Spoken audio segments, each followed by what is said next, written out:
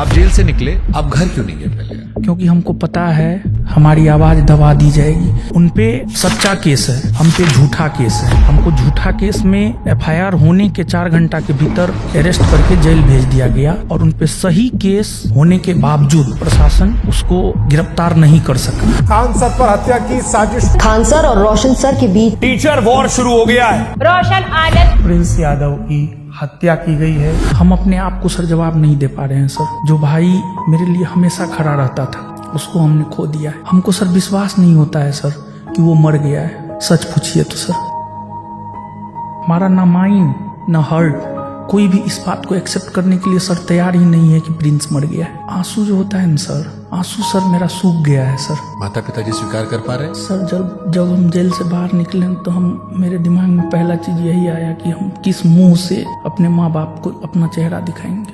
Mummy papa का sir याद आता है तो सर एक ही सवाल मन में उठता है कि उसको क्या जवाब दे, क्या मुंह दिखाए। जिस मम्मी पापा हम पे भरोसा करके भाई को मुंह तक दिखाने के लायक नहीं है सर।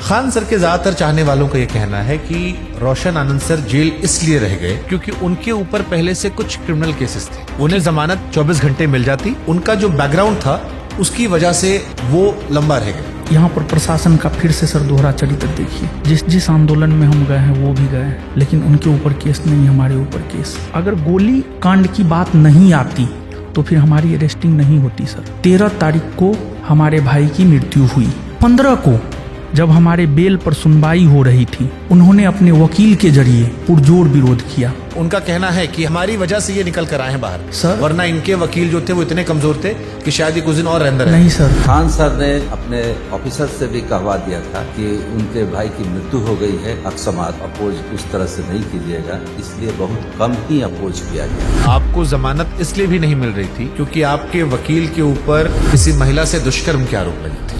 आप खान सर को दोषी क्यों मानते हैं इस घटना के लिए? 2 जून को अगर वो मीडिया में आकर के ये स्टेटमेंट नहीं देते कि गोली चला है तो हमारा भाई पटना में ही रहता।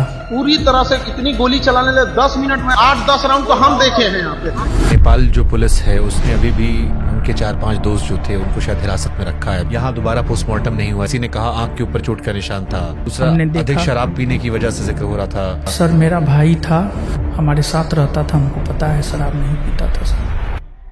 उनके 2 दोस्तों में एक दोस्त जिसका नाम शायद रोशन है, कुछ लोग उन पर भी शायद शक जता रहे थे। जब आप जेल से बाहर निकली तो रोशन आनंद सर को एहसास हुआ कि वो सनातनी है। हम सनातनी हिंदू हैं। मैं सनातनी हूँ, इस पर हमें प्राउड है। और मैंने सनातनी शब्द का प्रयोग धर्म और अधर्म को लेकर किया था।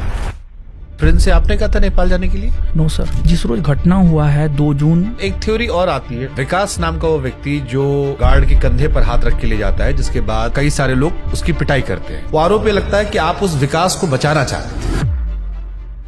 वो कह रहे हैं कि पहली गोलियां आपकी तरफ चलाई गई थी जिसका वीडियो नहीं आया। ये सर गलत है, प्रशासन उसके तरफ था। ये तो पुलिस ने कहा गोली नहीं चलाई गई। फायरिंग करता हुआ कोई अब तक नहीं दिखा है इसमें। तो फिर आप क्यों कहते हो कि पुलिस उनका साथ दे रही है? गोली तो सर चलाया गया है। पहले आपने भी शायद कहा था गोली नहीं चलाई गई। हमारी तरफ से गोली नहीं चला है। फैजल खान ने अपने गार्ड को कहा गोली चलाओ, मर्डर हो जाए, जो हो जाए हम देख लेंगे। क्या वो इतने बेवकूफ होंगे कि मतलब वो हत्या जैसी चीज करवा के अपने आप को जीवन में फंसाना चाहेंगे? झूठा केस में हमको जेल में डलवा दिया ना।